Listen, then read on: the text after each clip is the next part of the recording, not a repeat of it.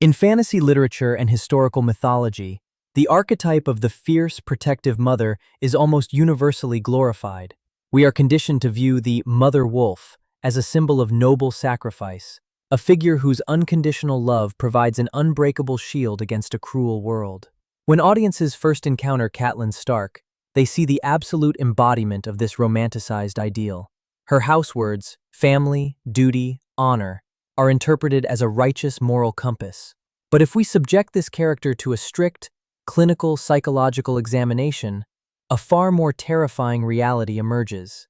Family, duty, honor is not a moral compass. It is a psychological prison.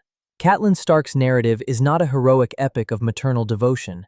It is a grueling, clinical case study in the pathology of hyper-vigilance. It is the anatomical breakdown of a human mind subjected to sequential devastation, suffocating under the weight of complicated grief, until every tether to rational reality violently snaps.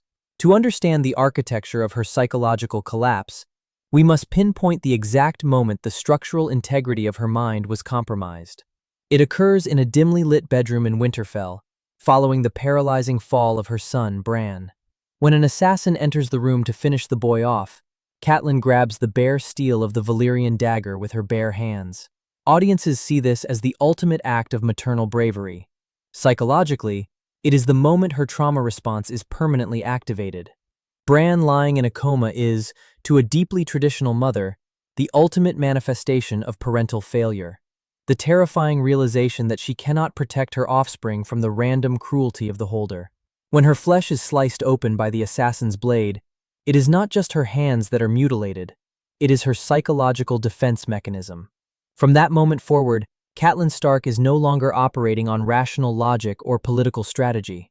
She is operating on pure, unadulterated trauma and pathological overprotectiveness. Her subsequent decision to arrest Tyrion Lannister at the Crossroads Inn is frequently debated by military historians as a tactical blunder. But it was not a tactical move. It was the desperate, impulsive flailing of a terrified parent attempting to reassert an illusion of control. When the universe proves that it can randomly strike down your child in his own home, the traumatized mind overcompensates. Arresting Tyrion was a psychological necessity for Catelyn. It was her mind screaming, "I must do something to stop the bleeding." She sacrifices the geopolitical stability of the entire continent just to briefly soothe her own maternal panic. As the War of the Five Kings erupts, Catelyn is positioned in the camps of her eldest son, Robb, seemingly acting as a senior diplomat and political advisor. This is a profound misdiagnosis of her mental state. She is not a diplomat. She is a woman experiencing chronic, compounding grief while trapped in a military theater. The human brain possesses a finite capacity to process trauma. It requires time, safety, and psychological distance to heal from a severe emotional wound. Catelyn is denied all three. She suffers what clinicians call sequential devastation. She receives the news of her husband's public decapitation. Shortly after, she is informed that her two youngest sons, Bran and Rickon, have been murdered and burned. All the while, her two daughters are held hostage by the very family butchering her house. A human mind cannot process this volume of consecutive apocalyptic grief without suffering a systemic failure. The cognitive fuses begin to blow. The rational architecture of Catelyn Stark begins to cave in. This brings us to one of her most heavily criticized actions, the secret release of the Kingslayer, Jaime Lannister. Military commanders and audiences alike view this as an act of profound treason against her son's war effort. But viewing it through the lens of military strategy entirely misses the point. The release of Jaime Lannister is a complete mental breakdown. It is a hysterical, desperate bargain made by a mind that has completely disconnected from reality. Catelyn no longer cares about the war, the independence of the North, or the abstract concept of justice. Her psychology has regressed to a single primal imperative: she must stop the loss.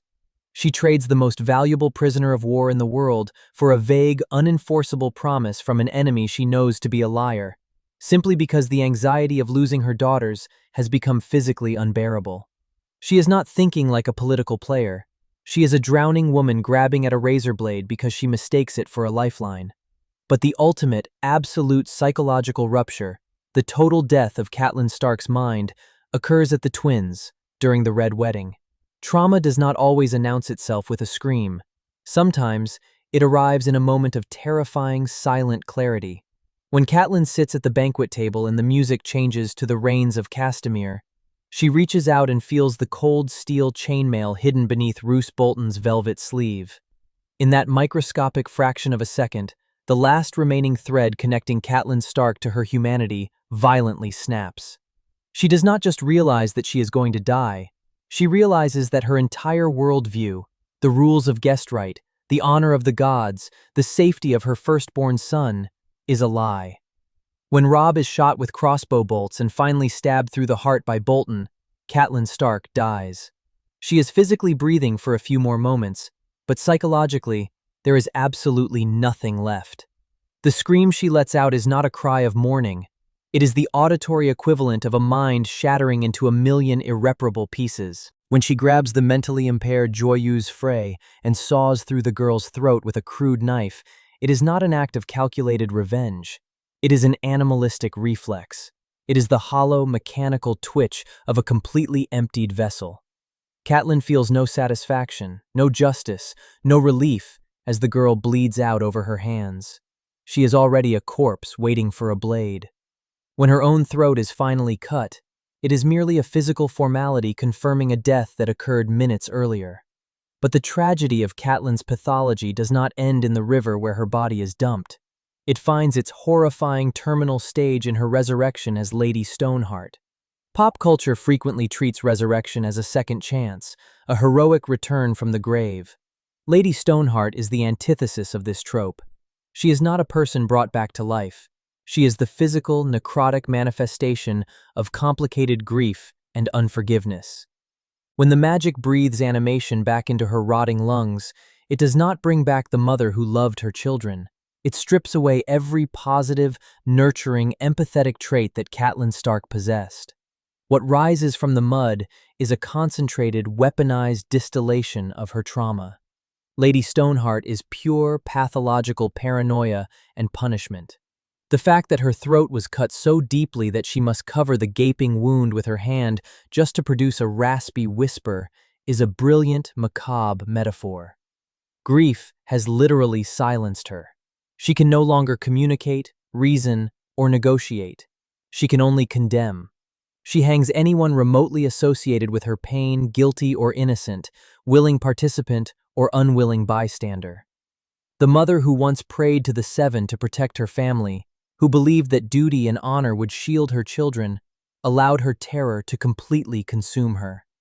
In her desperate, hyper-vigilant crusade to protect her blood from the monsters of the world, she succumbed entirely to her trauma.